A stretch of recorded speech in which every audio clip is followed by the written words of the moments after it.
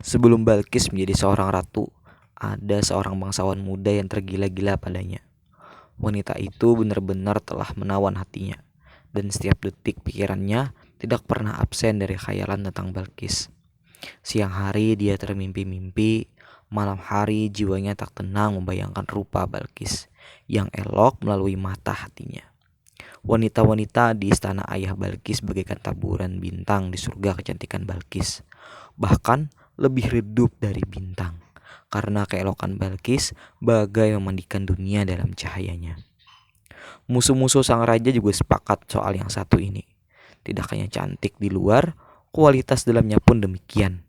Tingkah lakunya mulia, sikapnya bersahaja, baik hati, dan berbudi luhur.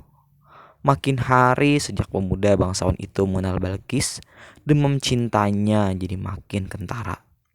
Makin hari wajahnya makin pucat dan tubuhnya makin lemah. Sementara keinginan hatinya tak tersalurkan. Tumbuh makin dahsyat selama objeknya tidak ada. Teman-temannya tak bisa berbuat.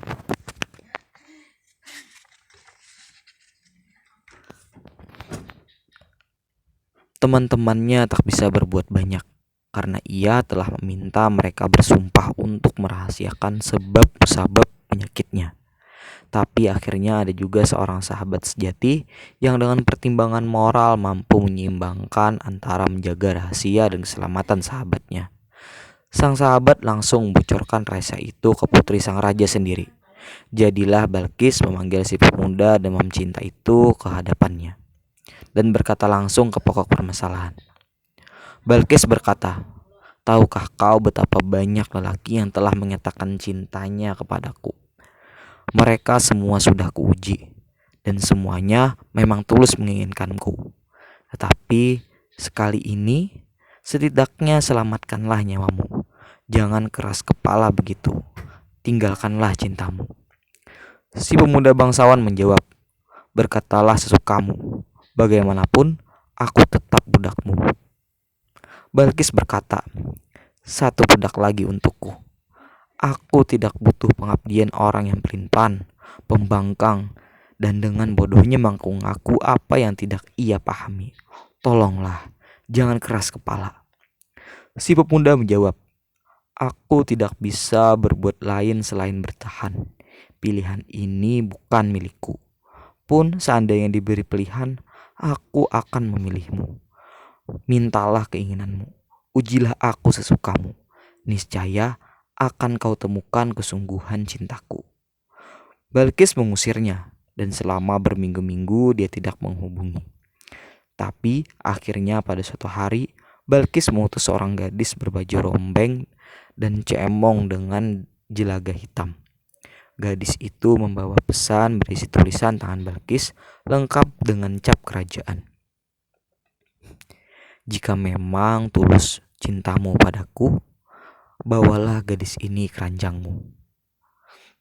Karena jika kau memang mencintaiku, maka dia juga akan mencintaimu."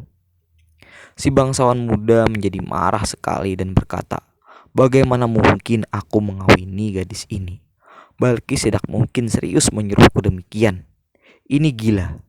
Ini pasti ujiannya bagiku.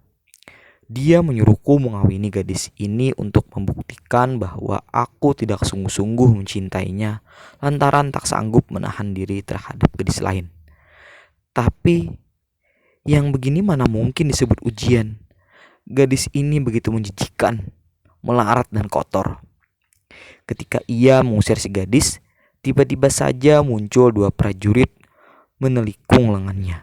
Sementara itu, si gadis menyeka kotoran di wajahnya dan menampilkan sosok aslinya, yang tidak lain adalah Balkis sendiri.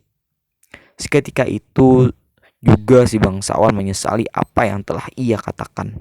Balkis berkata, Melalui ujian ini telah kuungkapkan watak aslimu. Jika kau memang mencintaiku, demi aku, mestinya kau patuhi pesanku. Tapi kau mencintaiku demi dirimu sendiri dan karenanya tidak mampu mengenaliku dalam bentuk lain selain imajinasimu sendiri. Kesombongan dan keangkuhan akalmu telah begitu membutakanmu.